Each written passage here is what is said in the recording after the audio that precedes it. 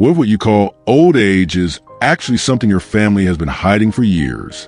It's a question that crept into my mind slowly, like a shadow lengthening at dusk, before blossoming into a full, unsettling bloom.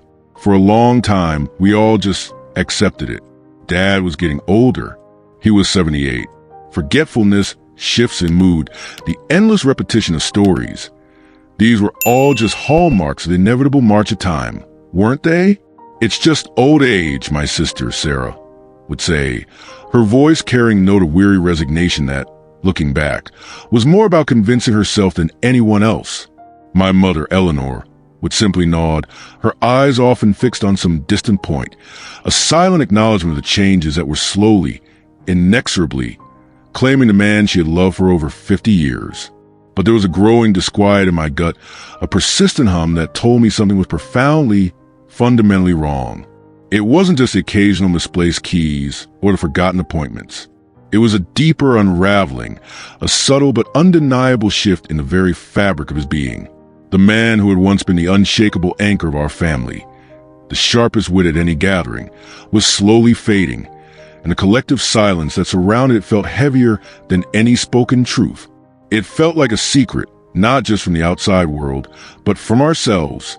I remember one particular Sunday, about 2 years ago, when the first real crack appeared in our carefully constructed facade of normalcy. We were at my parents' house for our weekly family dinner. Dad, Robert, was usually the one to carve the roast, a ritual he performed with almost surgical precision, recounting tales of his youth, his booming laugh filling the room. But that day, he stood at the head of the table, knife in hand, staring blankly at the glistening meat. His brow was furrowed, a strange, lost expression on his face. "Robert, dear," Mom prompted gently. "The roast?" He blinked, then looked at the knife, then at the roast, as if seeing them for the first time. His hands trembled slightly as he tried to make the initial cut, struggling to remember the familiar motion. My brother, Mark, ever practical one, quickly stepped in, taking the knife from Dad's hand with a reassuring pat. "Let me get that, Dad. You look a bit tired." Dad simply nodded, moving to his seat, a flicker of confusion in his eyes. The conversation quickly shifted, a subtle, collective effort to smooth over the awkward moment, to pretend it hadn't happened. "He's just getting on," Sarah murmured to me later, as we cleared the plates, her voice low, almost a whisper. "It's nothing to worry about. We all get a bit slower." But I saw the worry in her eyes, a reflection of my own. Dad was once a force of nature. A civil engineer by profession, his mind was a labyrinth of calculations, designs, and logical solutions. He built bridges, literally and metaphorically, connecting people and ideas with equal ease. He was the kind of father who would spend hours helping me with my impossible math homework, patiently explaining complex concepts until the light bulb finally clicked on. He taught me how to change a tire, how to negotiate a fair price, and most importantly, how to think critically. He was a family's walking encyclopedia, the first person we called for advice on anything from plumbing issues to existential crises. His memory was legendary. He could recall dates, names, and minute details from decades past with startling clarity. To see him now, struggling with the simplest tasks, his once vibrant mind shrouded in a growing fog, was like watching a masterpiece slowly crumble. The changes were insidious, starting small and gradually escalating. At first, it was just a repetition. He'd tell the same story about his time in the Navy 3 times in one evening, each telling as animated as the last, seemingly unaware he'd just shared it. Then came the misplaced items, keys in the refrigerator, his wallet in the laundry basket. We'd laugh it off, gentle teasing masking a growing unease. "Dad's just having a senior moment," Mark would joke, but the laughter fell hollow. Then came the mood swings. The easy-going, affable man we knew would occasionally snap, a flash of irritability uncharacteristic of his usual calm demeanor. He'd become agitated by minor disruptions, frustrated by tasks he once performed effortlessly. One evening, he accused Mom of moving his favorite armchair, convinced she was deliberately trying to confuse him. Mom, bless her patient heart, simply rearranged it back to where he thought it should be, a silent tear rolling down her cheek as she walked away. The family's response was a symphony of denial. Each time I tried to bring up my concerns, I was met with a wall of platitudes. "It's just part of getting old, son," Mom would say, her voice tight. "Your grandfather went through something similar." Sarah would chime in, "We can't expect him to be the same forever, can we? He's almost 80.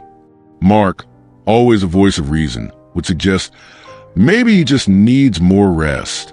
We should encourage him to take naps. We were all, in our own ways, complicit in this collective avoidance. We were afraid to name the monster, to give it form and reality, because to do so would be to acknowledge the painful truth that was slowly consuming our father. Doctor's appointments were postponed. Symptoms minimized during brief checkups.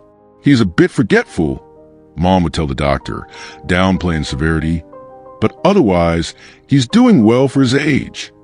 The doctors, perhaps too busy or too willing to accept the family's narrative, would nod, prescribe a vitamin, and send them on their way. The silence was deafening, a thick blanket woven from fear, and a desperate hope that if we didn't speak its name, it wouldn't truly exist. But the monster was there, lurking in the shadows, growing stronger with each ignored sign. One day, I found Dad in the garage, staring at his workbench, a hammer clutched in his hand. He looked utterly bewildered, as if he had no idea what he was doing there or what the hammer was for. He used to spend hours in that garage, fixing things, building birdhouses, his hands skilled and purposeful. Now, he seemed lost in his own domain. "Dad? Everything all right?" I asked, my voice softer than I intended. He turned, a flicker of recognition in his eyes, then a deeper cloud of confusion. I was going to fix something," he mumbled, looking around the cluttered space. "But I can't remember what it was." He looked at me, his eyes pleading, a raw vulnerability that tore at my heart. "It's happening more often, son," he whispered, his voice barely audible. These blank spaces, like a piece of my mind is just gone." That was the moment the collective denial began to crack for me. It wasn't just old age anymore. It was something else, something insidious and terrifying, and Dad, in his fleeting moments of clarity, was acutely aware of it. The weight of his confession, the raw fear in his eyes, propelled me into action. I started doing my own research. Late at night, after everyone else was asleep, I devoured articles, medical journals, forum discussions. The symptoms I read about resonated chillingly with what I was observing in Dad. Short-term memory loss, difficulty with familiar tasks, disorientation, changes in mood and personality. The word that kept appearing, a word we had all carefully avoided, was dementia. The more I read, the more a disturbing pattern emerged. There were stories of families who had ignored the signs, dismissing them as normal aging, only to face a more difficult and painful journey later on. The idea of a secret diagnosis or an old exam began to haunt me. Could it be that someone in the family knew more than they were letting on? Or had the doctors, in their haste, missed something crucial years ago? I remembered Mom mentioning, years back, an aunt of hers who had suffered from senility, a term used vaguely to describe a general decline. Was there a genetic predisposition we hadn't acknowledged? The more I delved, the more I realized that our family's silence wasn't protecting Dad. It was isolating him, denying him the very understanding and support he desperately needed. The tension in the house became palpable, stretched taut like a violin string. My attempts to initiate serious conversations were met with immediate deflection. "He's fine," Mom would insist, her jaw set. "We don't need to bother him with more doctors." Sarah would agree. "Think of how it would upset him, Michael. Let him live out his days in peace." Mark, usually my ally, seemed to retreat into his own shell, avoiding my gaze whenever the topic came up. It was as if a silent pact had been made, an unspoken agreement to keep the truth buried, to maintain the illusion of control. But the illusion was crumbling, and Dad was suffering in its ruins. He would sometimes look at us, his children, with a bewildered expression, as if trying to place us, to remember our names. It was heartbreaking to witness, and even more heartbreaking to see our family's inability to truly see him, to acknowledge the man slowly disappearing before our very eyes. One evening, after another particularly difficult dinner, where Dad had forgotten my name twice, I couldn't hold back anymore. I decided to confront Mom directly. I found her in the kitchen, washing dishes, her back to me. "Mom," I started, my voice carefully controlled, "we need to talk about Dad." She stiffened, her movements slowing. "What about your father, Michael?" she asked, her voice flat. "His memory, his behavior, it's getting worse. This isn't just old age. We need to get him a proper diagnosis." She turned, her eyes flashing with a mixture of fear and anger. "And what good would that do, Michael? To put a label on it? To scare him? To scare us all?" Her voice rose with each word, betraying the raw emotion beneath her stoic facade. "He's lived a full life. Let him live the rest of it without fear." "But he is afraid, Mom." I countered, my own frustration boiling over. "He told me himself. He knows something is wrong. And by denying it, we're denying him the chance for proper care, for understanding."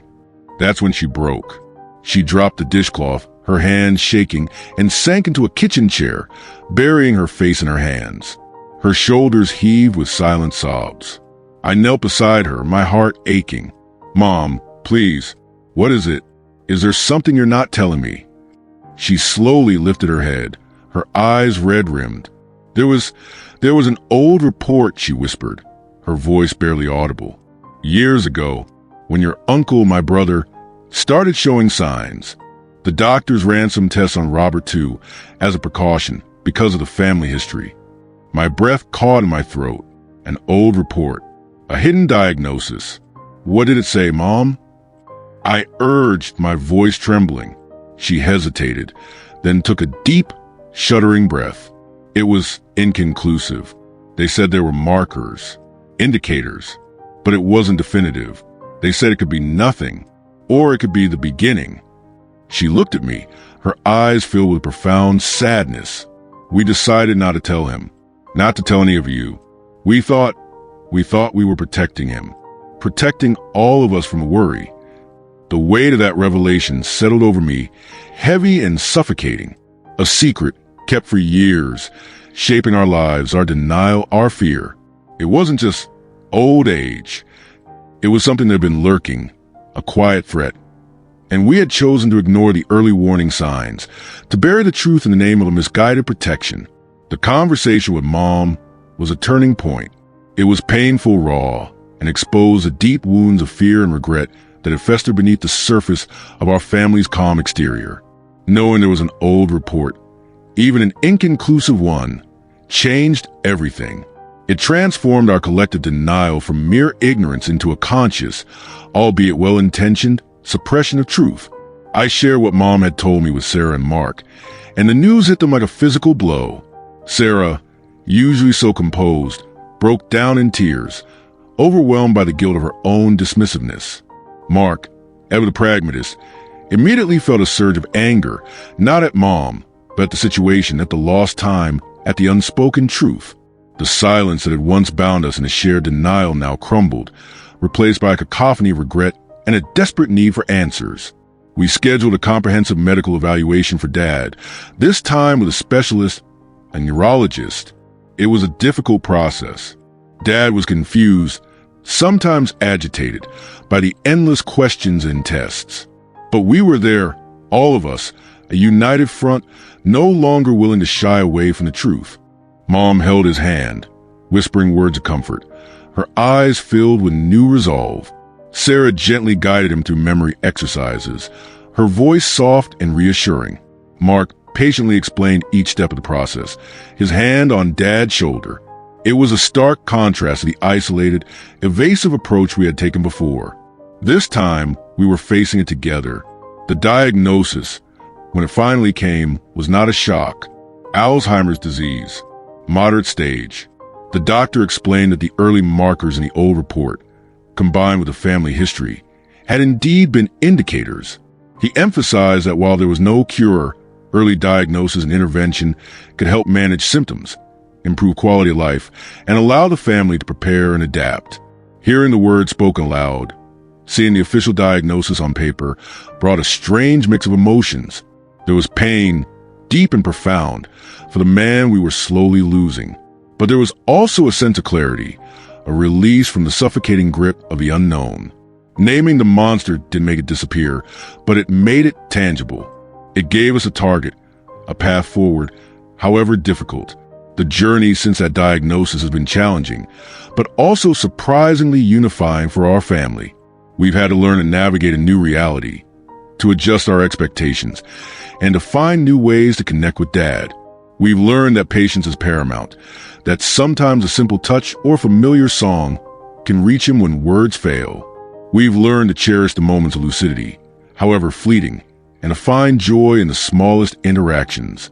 We've also learned to forgive ourselves for our past denial, understand that it stemmed from a place of love and fear, however misguided.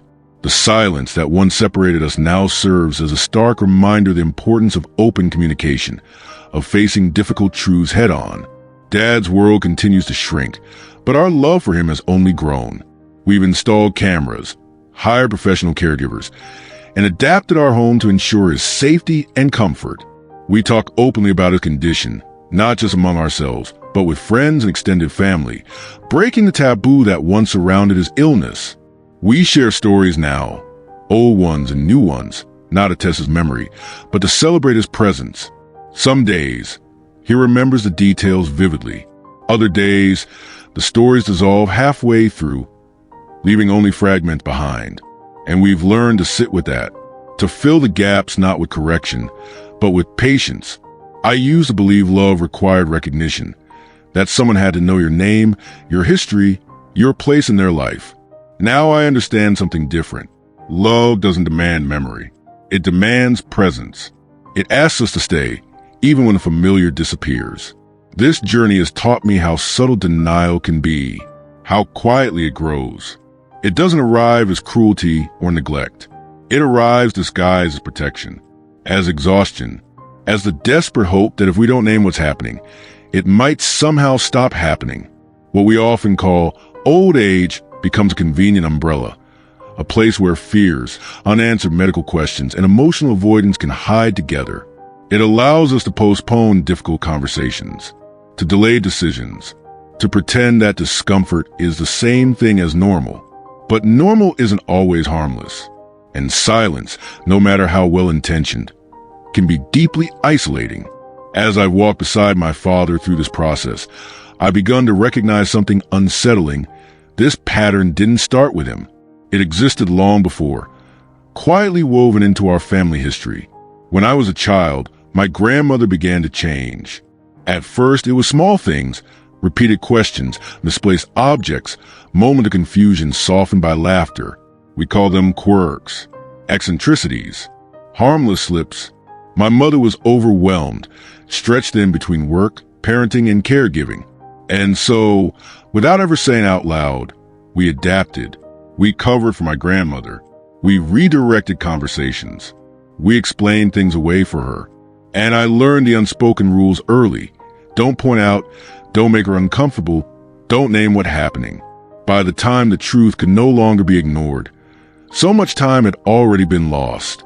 Time for understanding. Time for preparation. Time for dignity. She faded slowly, not in the vibrant clarity of the woman she once was, but in a quiet confusion that none of us knew how to meet properly. I loved her deeply. We all did, but we didn't truly see her struggle until it was already far advanced. And when my father began to show similar signs, those echoes were there, even if I wasn't ready to hear them. Denial is a learned behavior. It's passed down, not through intention, but through survival. It's how families protect themselves from pain they don't yet know how to face. For a long time, I believed this story was just about us, about my father, about our mistakes. But I've come to realize it's much larger than that. This is a societal blind spot.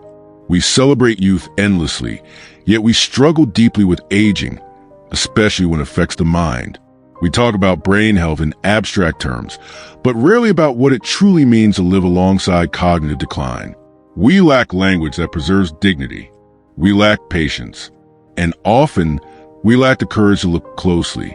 Listen to words we use. See now, out of it, losing it. These aren't neutral descriptions. They're dismissals. They reduce people to symptoms and erase the person still very much present. I've heard friends say, "It's just old age." I used to say it too. Now I hear the fear beneath those words. The hope that nothing serious is happening. The wish that it will somehow resolve itself. But if someone had chest pain, we wouldn't tell them to ignore it. If their vision blurred, we'd urge them to see a doctor. Why do we treat the brain, the seat of identity, memory, and connection, with less urgency? Breaking the silence isn't only about diagnosis. It's about relationship. It's about choosing engagement over avoidance. For my father, it meant understanding that repeated stories weren't disrespectful. They were neurological. It meant learning to listen with fresh ears each time, to find comfort in routine, to respond to emotion instead of logic. We didn't lose the man we love. We learned a new way to meet him, and that shift changed everything. It transformed fear into action, frustration into compassion, silence into support. It allowed us to be present, truly present, without constantly grieving what was slipping away. Denial steals time. Time for early intervention. Time for honest conversations.